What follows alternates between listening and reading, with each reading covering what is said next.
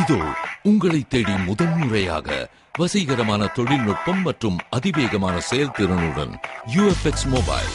மெல்லிய தோற்றத்துடன் முற்றிலும் சிறப்பாக எல்லோருக்கும் எளிதாக UFX மொபைல். உங்கள் நவீன தலைமுறைக்கான mobile. UFX Mobiles make you move.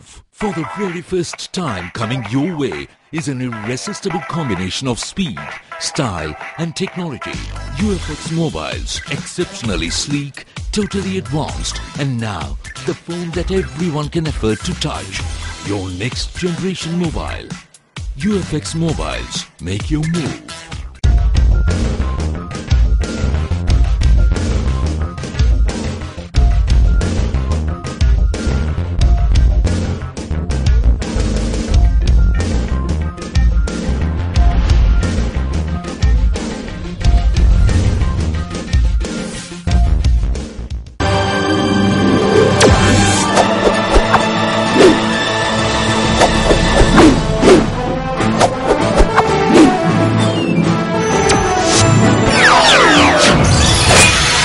நீங்கள் பார்த்துக் கொண்டிருப்பது AJK டிவியின் புதுவை மாலை.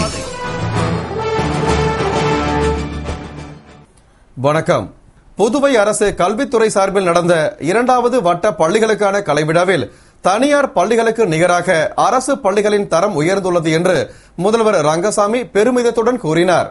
புதுவை அரசு கல்வித்துறையும் முத்திரையர்பாளையம் இளங்கோ அடிகள் பள்ளியும் இணைந்து கோரிமேடு காவலர் மைதானத்தில் 2வது வட்டத்தில் உள்ள மேல்நிலை, உயர்நிலை, நடுநிலை என 10 அரசு பள்ளிகளை சேர்ந்த மாணவ மாணவியர்கள் பங்கேற்ற சமுதாய கலை விழாவினை நடத்தியது.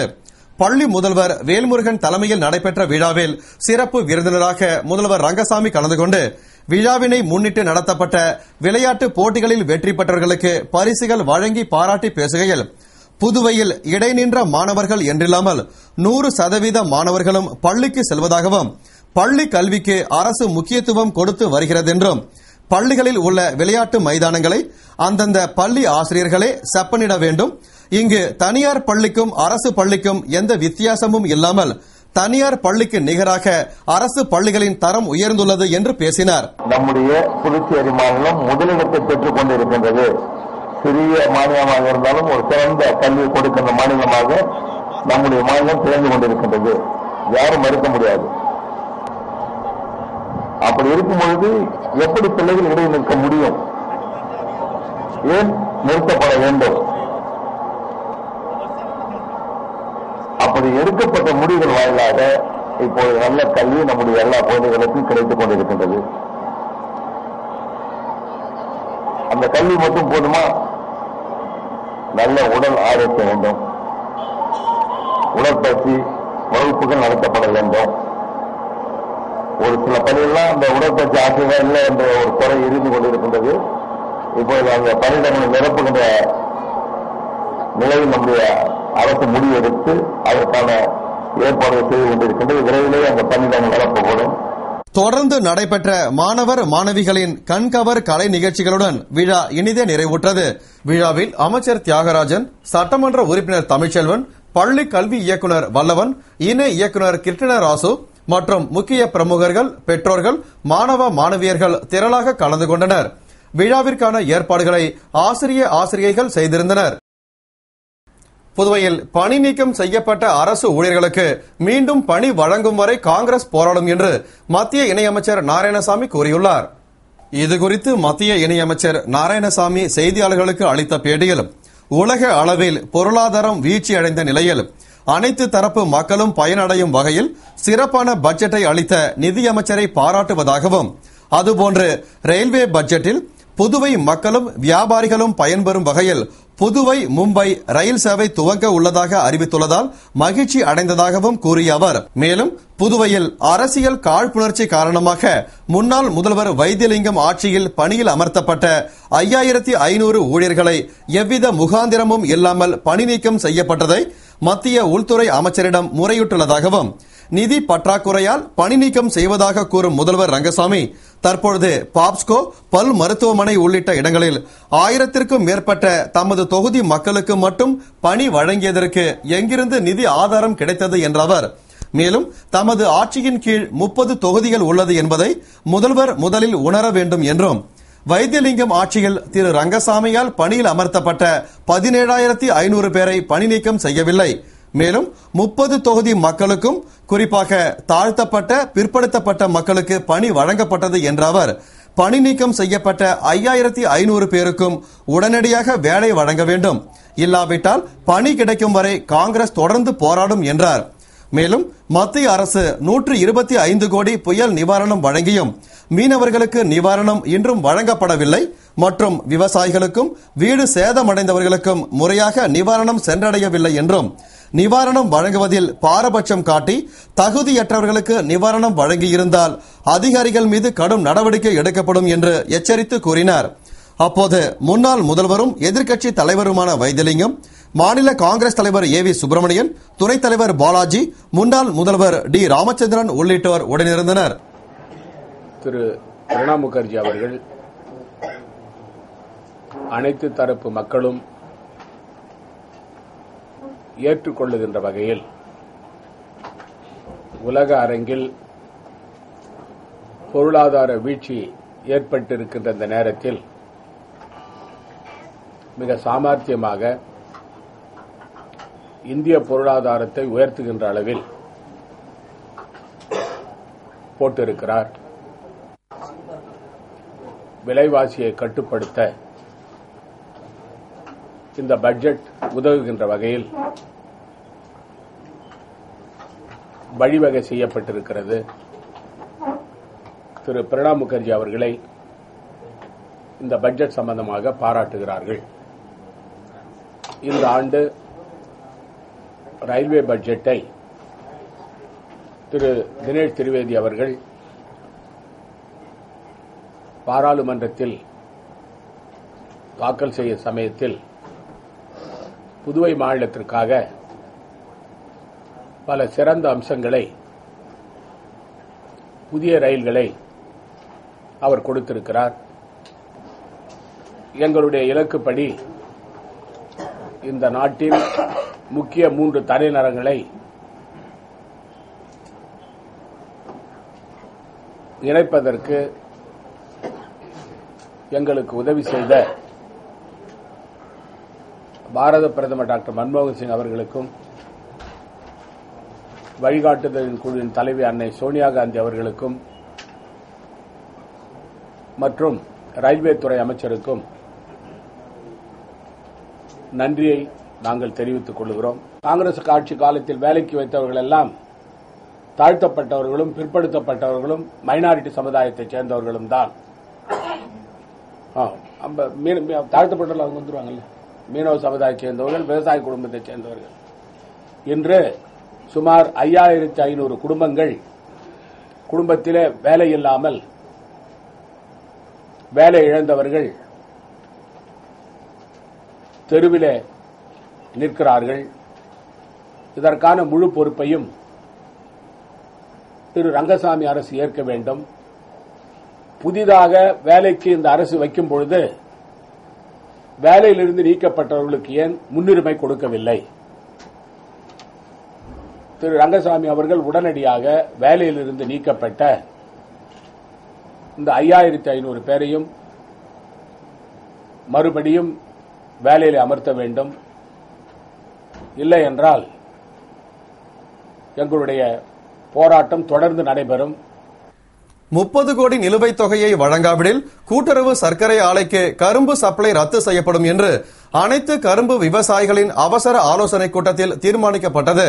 புதுவை திருக்கனூர் அருகே லிங்காரெட்டி பாளையத்தில் உள்ள சர்க்கரை ஆலையில் இயந்திரம் பழுதாகி அடிக்கடி கரும்பு அரவை நின்று போவதால் கரும்புகள் காய்ந்து விவசாயிகள் பெரும் நஷ்டம் அடைந்து விடுவதாக பலகட்ட போராட்டம் நடத்தி வந்த நிலையில் ஆலையின் நுழைவு வாயில் எதிரே அனைத்து கரும்பு விவசாயிகள் சார்பில் சங்க நிர்வாகிகள் தலைமையில் விவசாயிகள் முன்னிலையில் நடந்த அவசர ஆலோசனைக் கூட்டத்தில் 2010-2011 ஆண்டு வரையிலான 2 ஆண்டுகளுக்கு கரும்பு விவசாயிகளுக்கு சேர வேண்டிய பாக்கி தொகை 30 கோடியை உடனே வழங்க வேண்டும்.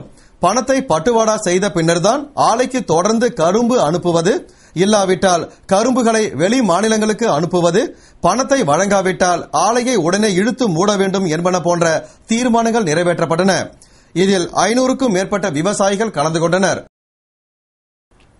புதுவை தலைமை தபால் நிலையத்தில் ஜிப்மர் மருத்துவமனை கண் சிகிச்சை பிரிவு சார்பில் அதிநவீன இலவச கண் சிகிச்சை முகாம் நடத்தப்பட்டு திரளான மக்களுக்கு இலவச சிகிச்சை அளிக்கப்பட்டது.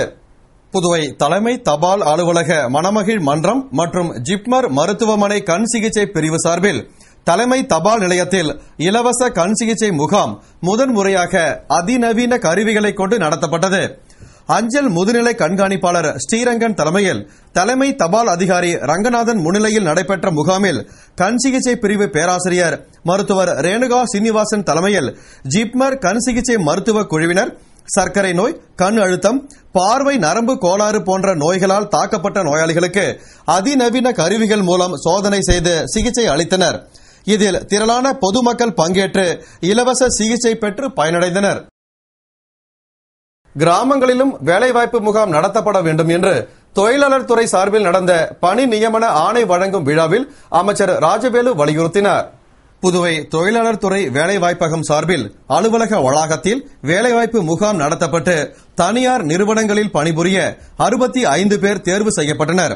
அவர்களுக்கு பணி நியமன ஆணை வழங்கும் விழாவில் சிறப்பு அழைப்பாளராக அமைச்சர் ராஜவேலு கலந்து கொண்டு பணி நியமன ஆணையை வழங்கி பேசுகையில், தனியார் நிறுவனங்களில் வேலைவாய்ப்பு பெறுவதற்காக முகாமினை நடத்திய வேலைவாய்ப்பு அலுவலகத்தை பாராட்டுவதாகவும், இதுபோன்று முகாம்கள் மூலம் பணி பெற்றவர்கள் நன்றாக பணிபுரிந்து அரசுக்கும் நிறுவனத்திற்கும் நற்பெயரை பெற்றுத்தர வேண்டும் என்றும், மேலும் கிராமப்புறங்களிலும் இதுபோன்ற வேலைவாய்ப்பு முகாம்களை நடத்தப்பட வேண்டும். அப்படி நடத்தினால்தான் கிராமப்புற மாணவர்களும் ஆர்வமுடன் கலந்து கொண்டு பயன்பெறுவார்கள் என்று பேசினார். தொழிலாளர் துறை ஆணையர் மலர்கண்ணன் தலைமையில் நடைபெற்ற விழாவில் வேலைவாய்ப்பு அதிகாரி அனிதா மற்றும் தனியார் நிறுவன அதிகாரிகள் பலர் கலந்து கொண்டனர். புதுவையில் உள்ளாட்சி தேர்தலுக்கு முன்பு வார்டுகளை மறுசீரமைக்க வேண்டும் என திமுக மாநில அமைப்பாளர் ஜானகிராமன் வலியுறுத்தியுள்ளார்.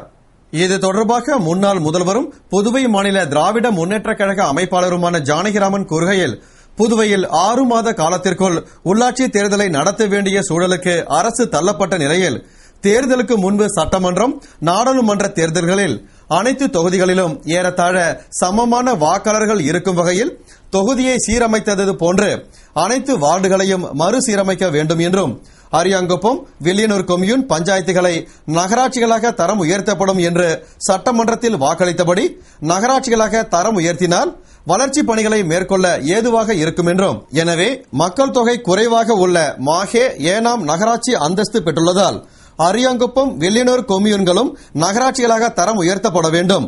உள்ளாட்சி மூலம் தேர்வு செய்யப்படும் நிர்வாகிகளுக்கு அதிகாரம் வழங்க வேண்டும் என வலியுறுத்தியுள்ளார். புதுவை திருவண்டார்கோவில் அரசு பெண்கள் மேல்நிலைப் பள்ளியில் சென்ற கல்வியாண்டில் அரசு பொதுத் தேர்வில் 96 விழுக்காடு தேர்ச்சி பெற்று தந்த மாணவியர்களின் சந்திப்பு நிகழ்ச்சி நடைபெற்றது. புதுவை திருவண்டார்கோவில் அரசு பெண்கள் மேல்நிலைப் பள்ளியில் கடந்த 2010-11 கல்வியாண்டில் அரசு பொதுத் தேர்வில் 96 விழுக்காடு தேர்ச்சி பெற்று தந்த மாணவியரின் சந்திப்பு நிகழ்ச்சி நடந்தது.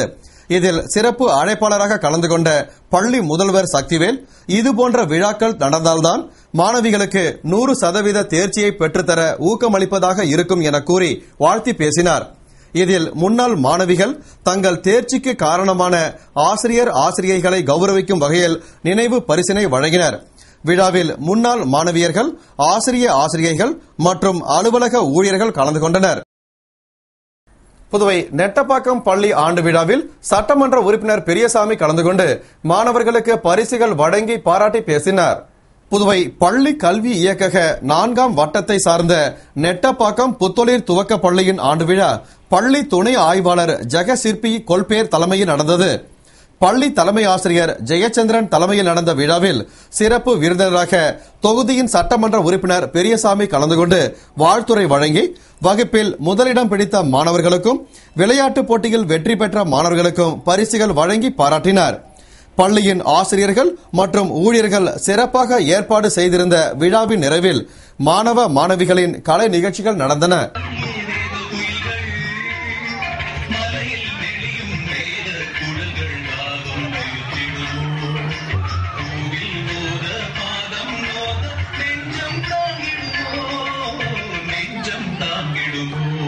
கூடங்குளம் அணுமின் நிலையம் அடுத்த 15 நாட்களில் திறக்கப்படும் என்று மத்திய இணையமைச்சர் நாராயணசாமி திட்டவட்டமாக கூறினார்.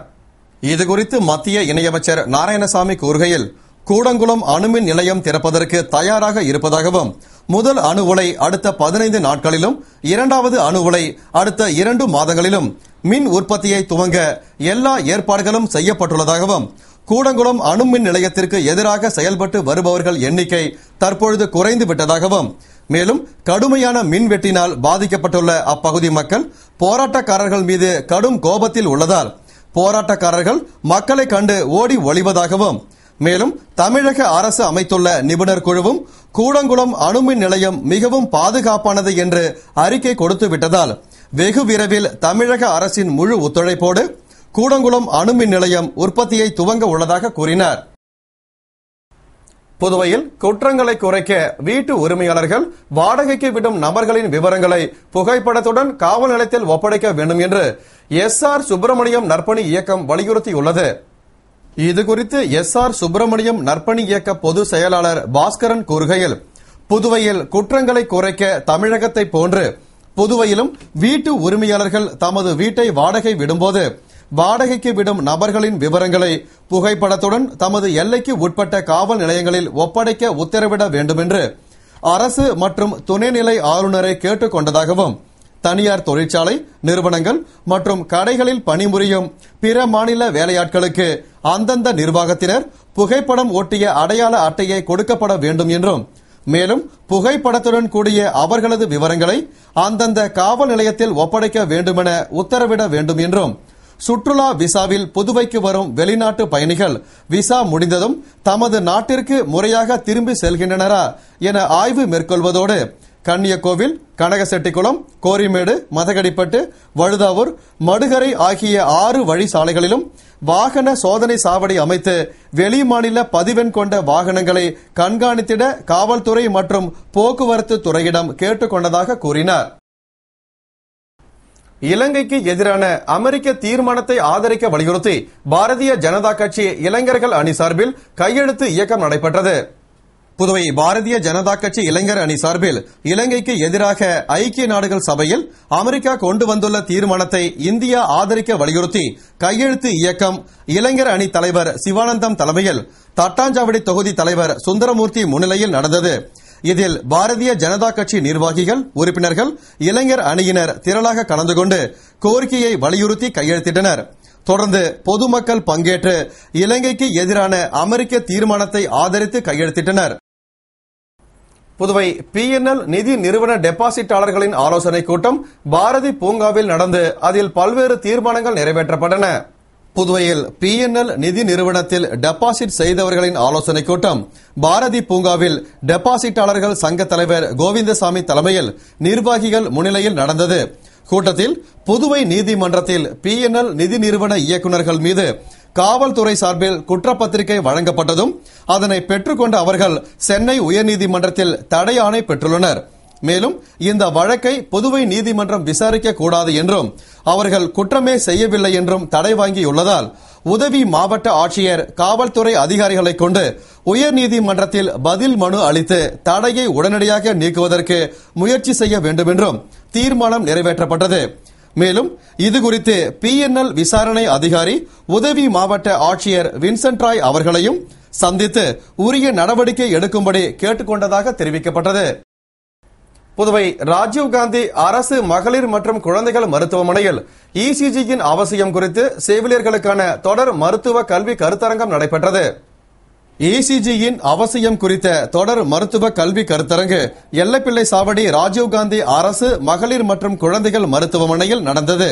டாக்டர் ரங்கநாத் வரவேற்பு உரையுடன் துவங்கிய நிகழ்ச்சியில் பேராசிரியர் டாக்டர் ஸ்ரீனிவாசன் கலந்து கொண்டு ECG எடுப்பதன் அடிப்படை காரணம், எடுப்பதன் அவசியம், அதனால் தெரிந்து கொள்ளும் விஷயங்கள், எடுக்கும் முறை குறித்து விளக்கமாக பேசினார்.